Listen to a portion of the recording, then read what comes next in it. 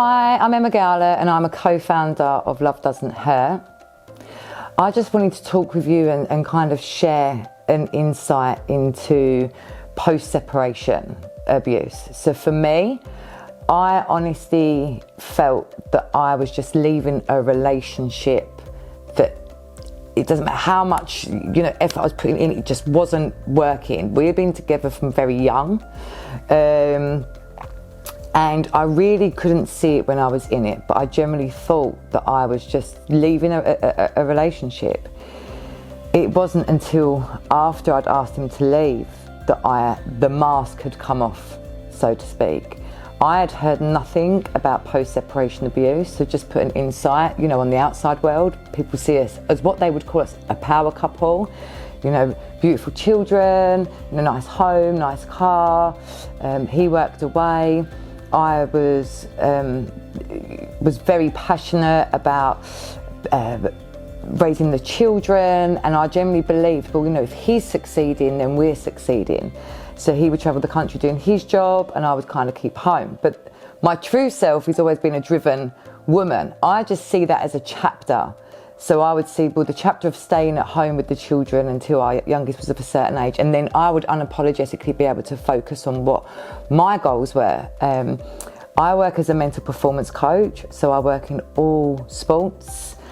Not many of my athletes would even be aware that I've gone through and I'm going through this situation right now, as I really separated the cap. So just to put an example, as I was going through post-separation abuse, I was also working the Olympics. So for me, I felt a lot of shame. I had no actual knowledge. A logical mind would not believe or think that someone that you loved by default would abuse you by design. And the thing is with the emotional abuse and the tactics is it's invisible.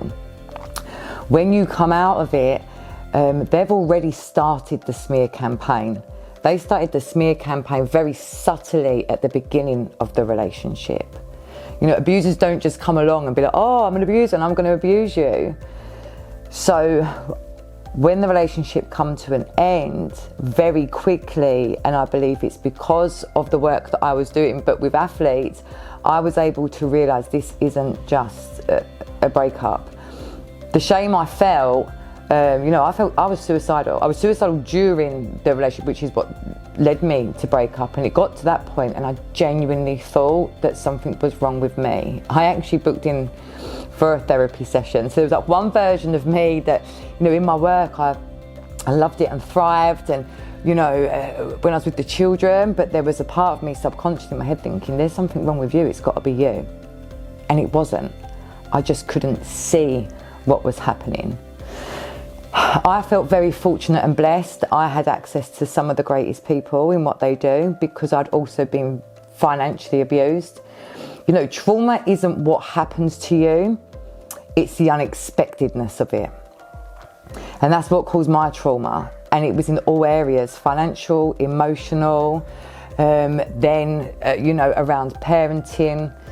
So I went on a journey and I made a promise to myself. I actually wrote a note to myself, and that is, if I get out of this, I promise I will help others. So I spent so much time trying to find the knowledge, learning, and I felt so alone in doing this, even though I did have a small group of good friends. He had tried to smash my whole support network, was quite successful in the many, but there's still those people that really did know me. I had them by my side. Now this process led me to realising there's nothing actually out there that supports driven women or women and men that have gone through this without knowing that they've gone through this. To me, it was like, if the knowledge was already out there, I wouldn't have been feeling the shame or the stigma.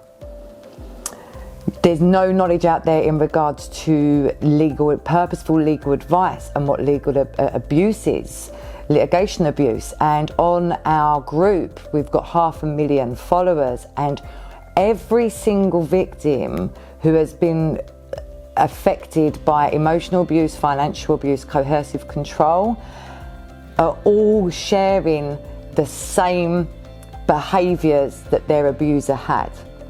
Now, we didn't want to make it the focus on what the abusers were doing.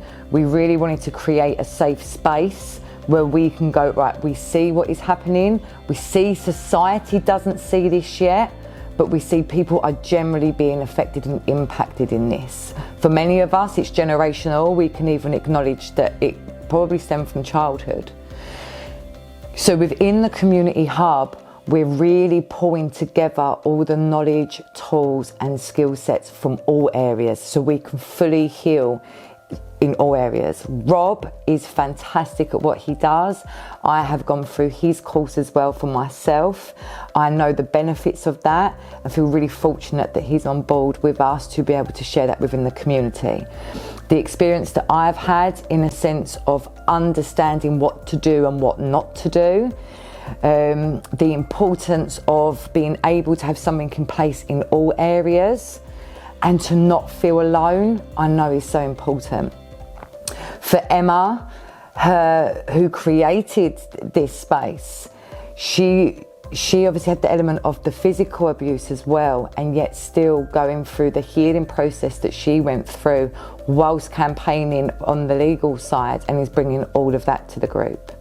We want the group to be a place that's inspiring, a place where you don't have to put the mask on and pretend that you're okay, but that you've got people within there that you don't have to explain yourself to, because we get it. We want you to get access to this knowledge so you can really apply it to life and know that your past does not have to define your future. Welcome to Love Doesn't Hurt.